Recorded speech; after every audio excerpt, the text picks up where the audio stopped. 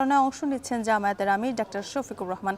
দিনের প্রথম জনসভার যোগ দেবেন যাত্রাবাড়ির কাজলা ব্রিজ এলাকায়।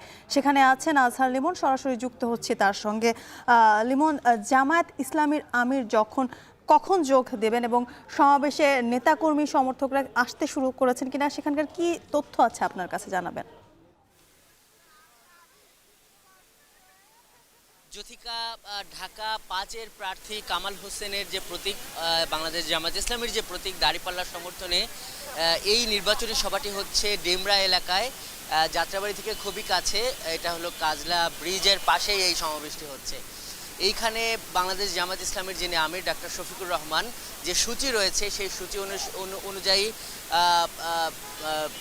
বেলা ১১টার দিকে এখানে আসবেন, সেভাবেই কিন্তু এখানে সূচি দেওয়া আছে।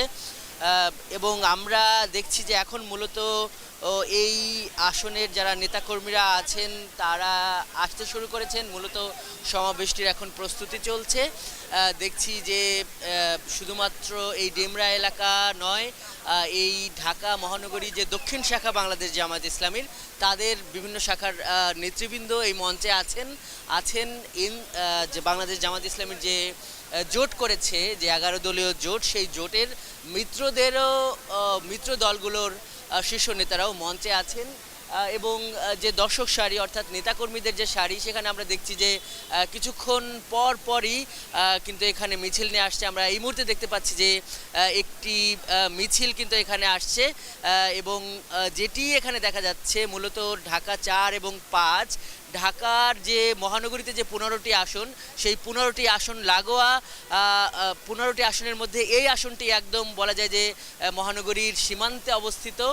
বিশেষ করে বুড়িগঙ্গার তীর থেকে শুরু করে আমরা পোস্তগোলা, শ্যামপুর, এই ডেমরা, এই অঞ্চলগুলো, ডেমরা, এই যাত্রাবাড়ি, মতিঝিলের কিছু অংশ নিয়ে কিন্তু এই ঢাকা ৫ আসন, এটির আয়তনটা কিন্তু বেশ বড়।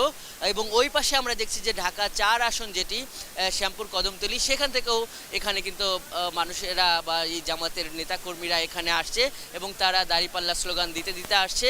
যেটি এখানে বলা যায় যে ঢাকা ৫ আসনে এই সমাবেশটি হচ্ছে মোহাম্মদ কামাল হোসেনের সমর্থনে। কিন্তু এর সঙ্গে কিন্তু ঢাকা ৪ আসনের যে প্রার্থী, অর্থাৎ সেইখানে দাঁড়িপাল্লার প্রার্থী সৈয়দ জয়নুল আবেদিন, উনিও এখানে যোগ দিবেন। তার জন্য এখানে জামাতের যিনি আমির তিনি ভোট চাইবেন। এই আসনটি মহানগরীর একদম সীমান্তবর্তী আসন হবার কারণে এখানে কিন্তু নাগরিক অনেক সুবিধা থেকে বঞ্চিত আছে। আমরা কয়েকদিন ধরেই কিন্তু দেখছি যে এই জামাতের যারা বিভিন্ন সারির নেতাকর্মী, তারা ভোট চাওয়ার ক্ষেত্রে এই নাগরিক সুবিধাগুলো পূরণ করবেন।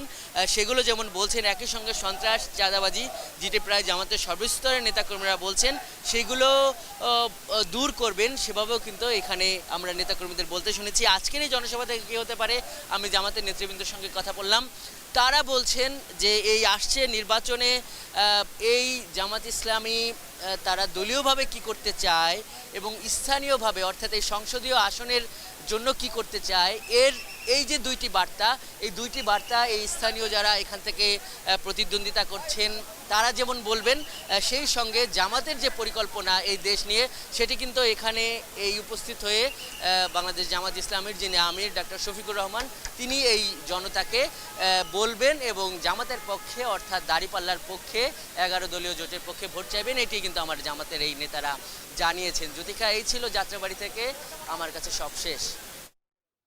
জামায়াতের নির্বাচনী জনসভার সবশেষ খবর জানাচ্ছিলেন আজহার লিমন।